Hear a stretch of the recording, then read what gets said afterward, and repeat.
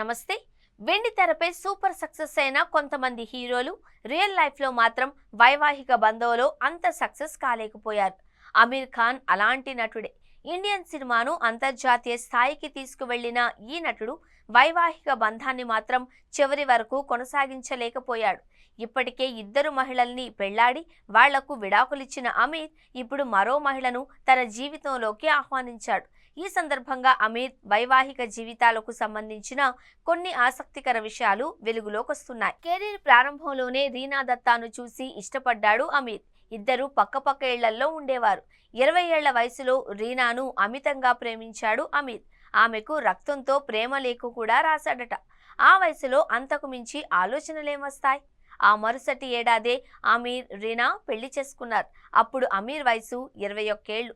ఇంట్లో పెద్దల్ని కాదు అని ఇద్దరు రిజిస్టర్ ఆఫీస్కు వెళ్లి పెళ్లి చేసుకున్నారు. అప్పట్లో వాళ్ల పెళ్లి ఖర్చు 10 రూపాయలు.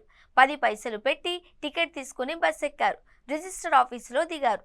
మిగిలిన 9 రూపాయలు అక్కడ ఖర్చయ్యాయి. ఇది 1986లో జరిగింది.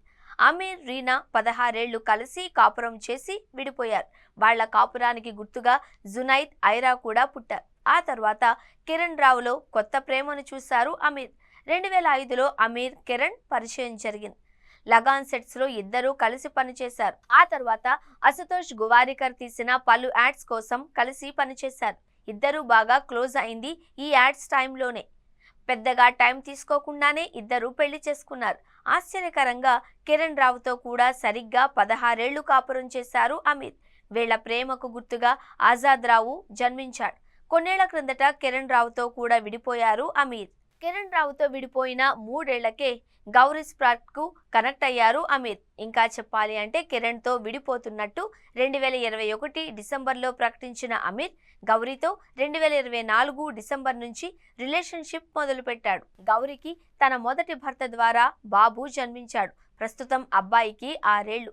60 ఏళ్ల వయసులో మరో పెళ్లి తనకు సూట్ అవుతుందా లేదా అనే విషయం తనకు తెలీదు అని, గౌరీ మాత్రం తన జీవిత భాగస్వామి అని ప్రకటించారు అమీర్. ఇది ఈ హీరో 3 భార్యల కథ.